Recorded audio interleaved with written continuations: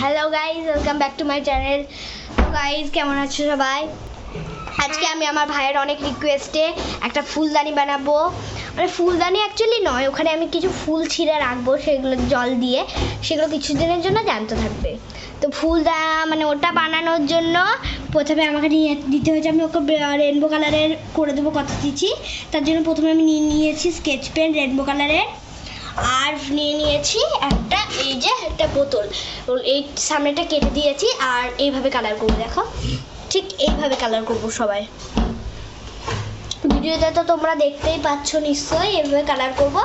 তো সেটা করি, তারপরে তোমাদের দেখাচ্ছি। করাটা আমি দেখাতে পারছি না, কারণ আমার ভিডিও করার জন্য এখন কেউ নেই, শুধু আমি আর আমার এই পুচু ভাইটা।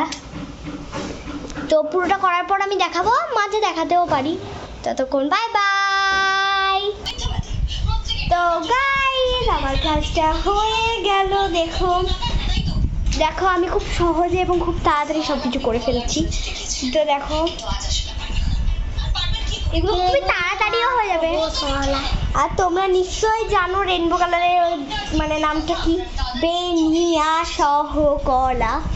তো গাইস করছি, এই দেখো এবার ফুল পাড়তে যাবো, সেটাও তোমাদের দেখাচ্ছি লিফটে করে এটাতে। তো আগে ফুলটা পেরে আনি, এটা ততক্ষণ রেখে দিচ্ছি। সব ভিডিও তোমাদের সঙ্গে আমি শেয়ার করতে চাই, কিন্তু হয় না। এই দেখো যাচ্ছি, এবার ভিডিওটা দেখলে তোমরা দেখলে বুঝতেই পারবে না। এই দেখো, হ্যাঁ এই দেখো কি সুন্দর লাগছে ভিতরে ভরে, তাই না? দেখো এখনো ধরে অনেকদিন জিন্দা হয়ে থাকবে। তো ভিডিওটা ভালো লাগলে অবশ্যই like, comment, share and subscribe করো, আর পাশে বেল আইকনটা বাজিয়ে দিতে ভুলবে না।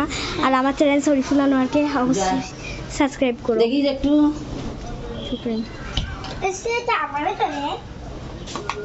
কি বললাম, গুড বাই। সত্যি বেঁচে থাকবে।